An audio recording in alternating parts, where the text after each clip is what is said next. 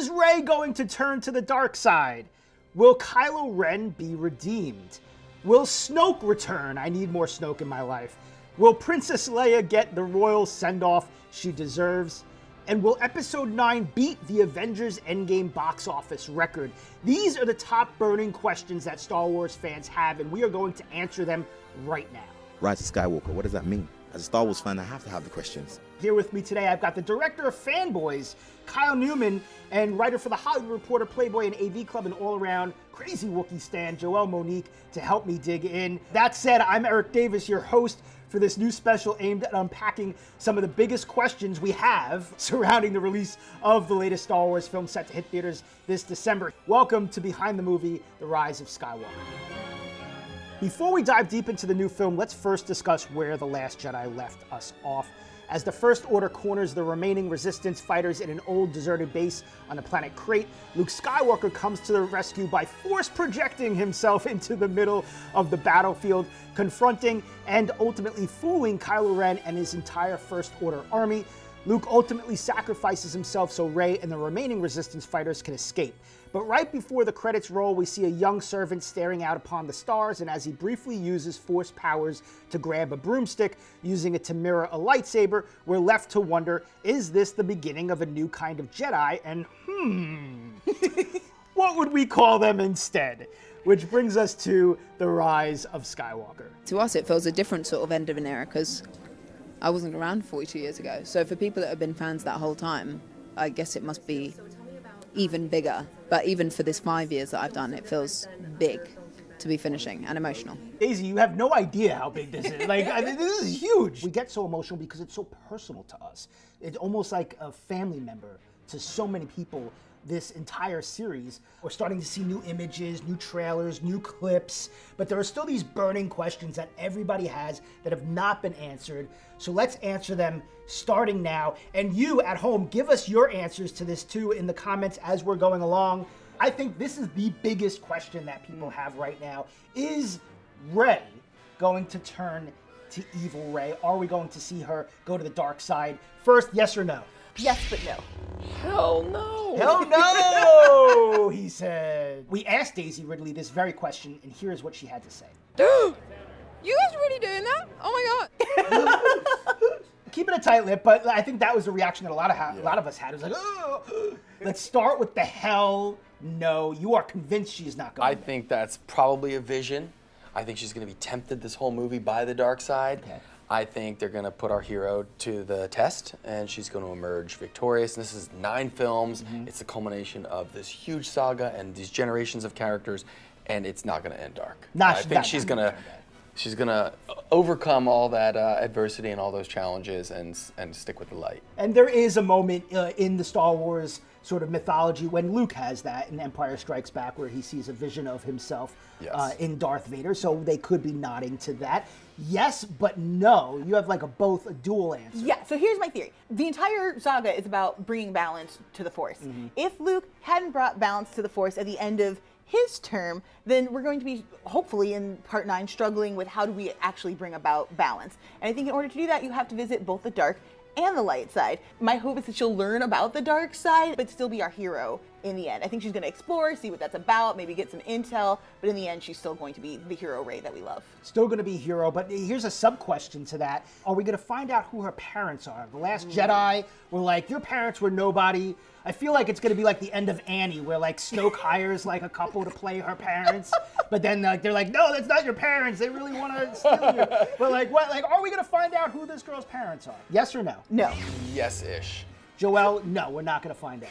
I don't want to know who Rey's parents don't are. Care. I love the fact that Rey is from nowhere, that she just popped up and can still be a hero that leads the galaxy. Maybe we'll understand why she was left and what happened there, but I don't think that we need to get into her lineage. We don't need to know why everybody's connected to everybody by the same bloodline. I do. You do need to know. And here's why. This is the Skywalker saga. Yeah. And you just did 6 movies, and you can't tag 3 on at the end if this person is tangential and irrelevant. So they're going to have to find a way to make it a commentary on that. Okay. Or I think she's going to be somebody. I think she's probably, and I said this when I first saw this trailer, that she's going to take the name in spirit, like Spartacus. Okay. So I think they might not have her be who we expect, but she's going to become an honorary Skywalker, and Skywalker will become a term for a new type of Force user.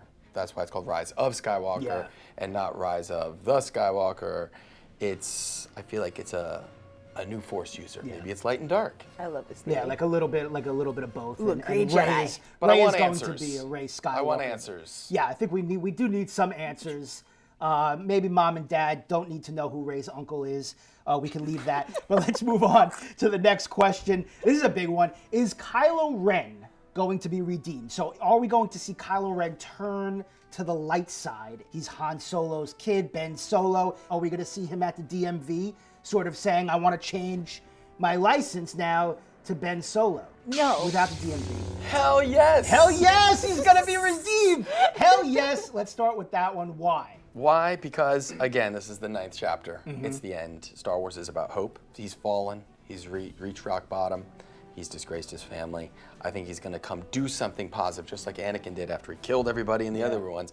Buried in there, we've seen that he is a good person. He's just lost. He's going to sacrifice himself and do something positive in order to redeem the family name and himself, because not everybody's lost. Not There's everybody's hope for lost. everybody, no matter how far down the road you go. Well, you make a good point. I mean, Darth Vader, who's like the baddest of baddies, at the very end, I feel like they could have extended it to get a cup of coffee or something, because they were finally his connecting son, there. His son, the love unlocks him. You know, that's familial love, and I think that's going to be a big part of this. You think he's staying bad, and that's it. He killed Han Solo. He did kill First Han. of He killed all, his dad. Anakin killed younglings. Dude. Yes, and blew up an entire planet. And Anakin's redemption happens so quickly. There's a base argument for like how much redemption is happening as you're dying. You're sorry and now you're gone. And you know, I just think that Kylo at this point, and from watching the trailer, which obviously isn't going to give us a lot of details, but he's amassed what looks to be a very large army. He's definitely coming for them. I kind of don't want to see him redeemed.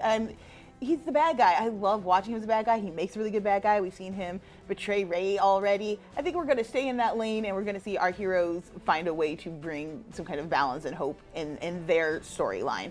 I think it's a done deal. It's a wrap for Kylo. I want to see Rey and Kylo back to back again, fighting alongside each other, and then I wanted to say Kylo, and he's gonna be like, no, call me Ben.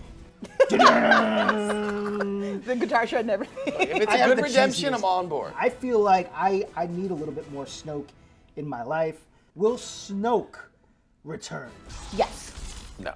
Sliced in half, but he's still coming back. Not his physical presence. I don't think we're going to see a Snoke walking around or giving orders. Snoke's not a Sith, so I think that what's going to happen is JJ's baby, his creation of Snoke, this big bad villain he had that is now just decimated very quickly. We're going to learn more about him. Gold robes, tall guy, lots of power. Who is he? Is he the one who's funding the First Order? I think we need those details in order to wrap up his storyline. Why are they cosplaying as the Emperor? What? Cosplay he is. But Darth Maul from the Phantom Menace, cut in half, comes back. That is true. But you don't think he's coming back? Not coming back. But let's all just agree. If a villain gets unceremoniously killed from now on, let's call it you got Snoked. Got Snoke. He went out like a punk. He did go out like a bit of a punk.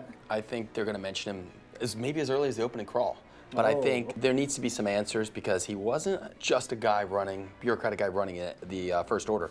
He had force powers. He could do things that neither Rey and Kylo couldn't foresee. He was powerful, and I think there has to be some type of explanation as to how this person came out of nowhere. Yeah. Although you can come back. I worked with Sam Jackson, and I told him, like, Darth Maul came back and he got cut in half, and he's like, wait a second. I'm like, you're Mace Windu. You could be back. You lost a hand and you fell out a window. And I think I put the idea in his head that he should come back to Star Wars. Well, speaking of coming back, does Emperor Palpatine have something to do with Snoke? How is he returning in this film if he died in Return of the Jedi? I think Force Ghost. Because to me, there's something very eerie and everlasting about both Jedi and Sith being able to come back and fight these battles perpetually. Because isn't that balance? If it's never ending, it's just always kind of consistently a battle between these two groups. And also, like, the Emperor's maybe the most horrifying character in Star Wars. If he can come back from the dead, wow, awesome. That would be creepy. If he even died, though. I mean, we saw him fall down that hole, sort of shooting out that lightning at the end of Return of the Jedi. What do you think? I don't think he ever died. I think he's been waiting, lurking, For years, preparing for decades. for the ultimate revenge. That's the perfect villain for the 9th movie. Yeah. He's been present throughout all the other 8. I think he's lurking, and I think you're going to see him in the flesh. I mean, if there's one family he wants revenge on, who is it? Yeah, he's got to be pretty Ruined that pissed. guy's life. Yeah. He thought he had it all figured out, 1,000 years of Sith culminating with him, and then they totally pulled the rug out from under him with love. I think family's a big thing. and I think you're going to see Palpatine with a vengeance. Palpatine with a vengeance. I like that. That's like the Die Hard sequel we never got. But let us know, what do you think? Who is Emperor Palpatine? How does he factor into the film? Let us know. He's a nice guy. In the comments. He's a bit of a nice guy. No. Moving on. The next burning question, and this one I think is a little bit emotional. Will Princess Leia get the royal send-off that she deserves? Here's what J.J. Abrams told us. He had some beautiful words about Carrie Fisher, who is in this film, and let's see what he had to say. The idea that she's not here feels impossible, and she's wonderful in the movie. She was wonderful in life.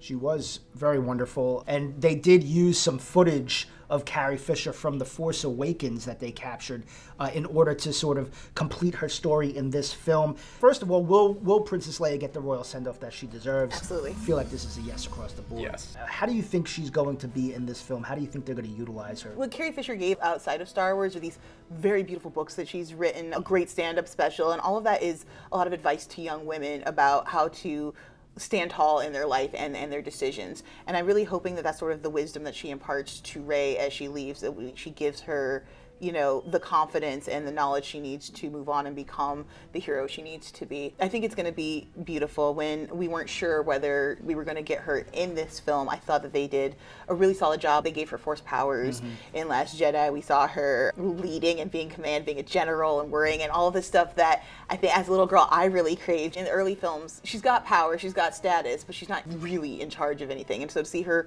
fully in command and leading her people, it's incredible. And so I can't wait to see how they say goodbye to her. It would make sense that Rey learned what she did from Luke in The Last Jedi, and then in order to complete her learnings, Leia kind of comes in at the end and helps her complete that. Do you think that's how Leia returns, and how do you think they give her a proper send-off? Leia's always been the spirited character. She's always had something to say. I think she's going to go out the same way. I think both she and Luke will impart strength and wisdom that's going to help Rey through all the challenges she faces in this movie. It is sad that Carrie Fisher's not here to kind of see this through, because it's been such a big part of her life. I was fortunate to work with her. It was a dream come true. She was a class act, and I think it's going to be good for fans of all ages, seeing this character, like you said, that's graduated from this young girl fighting the rebellion to here she is. This resistance is going to save the galaxy. Yeah, it's definitely going to be the most emotional point of this film. I feel like people are going to be like, that's why I have these tissues in my pocket, right for this moment. Yes. Be prepared. With Leia. How do you want to see her story come to an end in this film? Let us know in the comments. Before we dissect how much money this thing's going to make, J.J. Abrams had some words about tying the entire saga together. Let's see what he had to say. We have gotten a lot of flack for people saying, oh, Force Awakens was just a remake of New Hope. And, you know, while that was something that obviously was never the intention, it was about introducing new characters, using the old. And there is a natural sense in any hero's journey of certain tenets that will come to play. We very much wanted to make sure that we were not somehow inadvertently being so influenced by one thing. However, the job of this film is to be the end of 9 films. So we can't ignore the fact that we come from episodes 1, 2, 3, 4, 5, 6, 7, 8. So it wasn't about saying, let's choose that one and let's do a riff on that. It was more, how do these stories culminate? And that was our job. The job of this film, for a lot of people, is make a lot of money. We saw another big finale this year with Avengers Endgame, and how that turned out. It is now the highest grossing movie of all time. So my final question for the two of you, thank you for joining me, by the way. My final question, does The Rise of Skywalker beat Avengers Endgame? Will we have a new film being the highest grossing movie of all time, or will it not? No. No, but I hope it does. It can't beat it this year. It's coming out too late. Avengers had a second run, which helped push it and propel it over the top. Over time, I don't think we're going to be able to tell that until maybe 2 weeks out, and we see, you know, is this a film we want to revisit 6 or 7 times? That's going to be the thing that gives it the edge. To become the highest grossing movie of all time, it's got to be, you know, repeat watches. Yes. Do you think that it beats Avengers Endgame? If we all go and bring our friends and families and grandmas and cousins, we can do this. It's going to be hard to beat Avengers Endgame, you had 20 plus movies, and you have this 10-year hype cycle. However, in the long run, Star Wars is the mythology of our time. It is the most important thing in pop movie culture. Yeah. And I do think in 40, 50 years, more people will be watching these 9 films probably than the Avengers cycle. This is how much all of the Star Wars films have grossed. A New Hope, very first Star Wars movie, at the top with $1.3 billion adjusted for inflation. Where do we see The Rise of Skywalker falling on this list?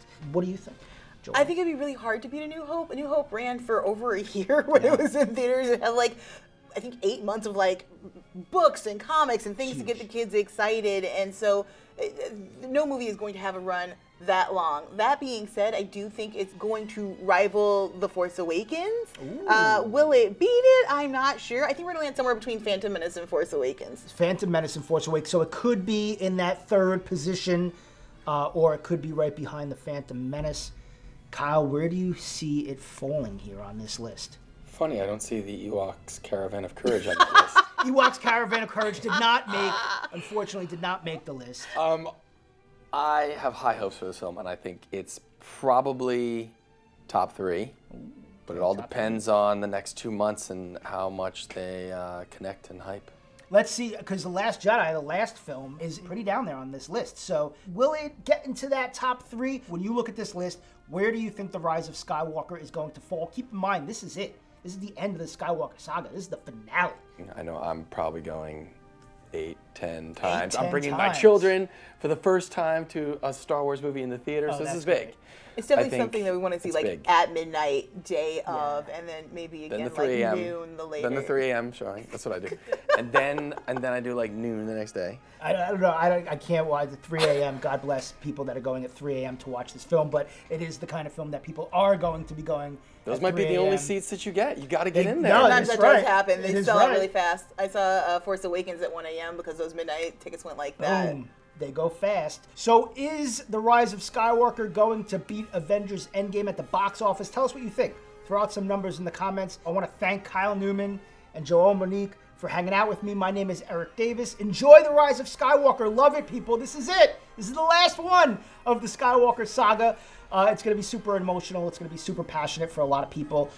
Enjoy the show as many times as you see it, and let us know, of course, what you think of the film in the comments. Thank you.